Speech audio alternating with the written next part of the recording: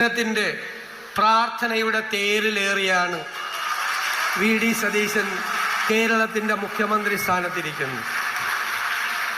രാഷ്ട്രീയം മറന്ന്, ജാതിമത പരിഗണനകൾ മറന്ന് എനിക്ക് വേണ്ടി പ്രാർത്ഥിക്കുന്ന, എനിക്ക് വേണ്ടി വഴിപാടുകൾ നേരുന്ന, പള്ളികളിൽ പോയി മുട്ടുകുത്തി പ്രാർത്ഥിക്കുന്ന, എല്ലാ പ്രാർത്ഥനകളിലും പങ്കാളികളായ പതിനായിരങ്ങൾ, ഒരുപക്ഷെ എനിക്ക് വോട്ട് ചെയ്യാത്തവർ പോലും ഞാൻ ഈ സ്ഥാനത്ത് എത്തുന്നതിന് വേണ്ടി പ്രാർത്ഥിച്ചിട്ടുണ്ടെന്ന് എനിക്കറിയാം. ഞാൻ നിങ്ങളോട് പണ്ടൊരു വാക്ക് പറഞ്ഞിട്ടുണ്ട്. എന്നെക്കുറിച്ചോർത്ത് നിങ്ങൾ ഒരിക്കലും അപമാനഭാരത്താൽ തലകുനിച്ച് നിൽക്കേണ്ട സ്ഥിതി ഉണ്ടാക്കില്ല എന്ന്.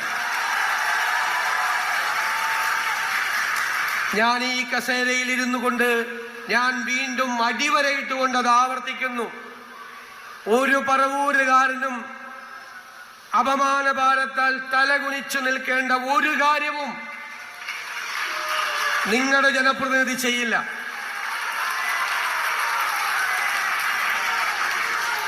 കേരളത്തിൽ ബഹുമാന്യനായ ശ്രീ മോഹൻലാൽ, ഞാൻ അദ്ദേഹത്തിന്റെ പ്രസംഗത്തിന്റെ ഓരോ വരികളും ശ്രദ്ധിക്കുകയായിരുന്നു.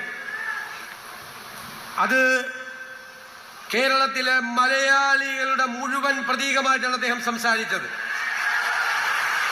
അതൊരു സ്വപ്നമാണ്. അത് കേരളത്തെക്കുറിച്ചുള്ള സ്വപ്നമാണ്.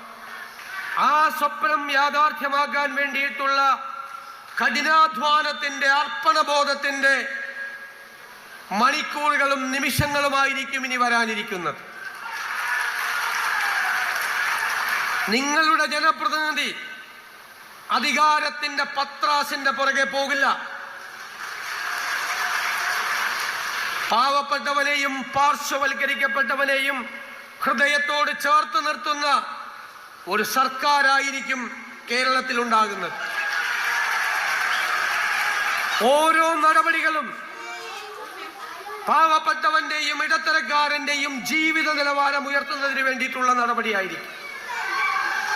നമ്മുടെ കേരളം മനോഹരമാണ്. ദൈവത്തിന്റെ സ്വന്തം നാടാണ്. അതിനെ ലോകത്തിന്റെ മുന്നിൽ ഷോക്കേസ് ചെയ്യുക എന്നത് നമ്മുടെ പ്രധാനപ്പെട്ട നടപടികളിൽ ഒന്നായിരിക്കും എന്ന് ഞാൻ ഉറപ്പു നൽകുന്നു.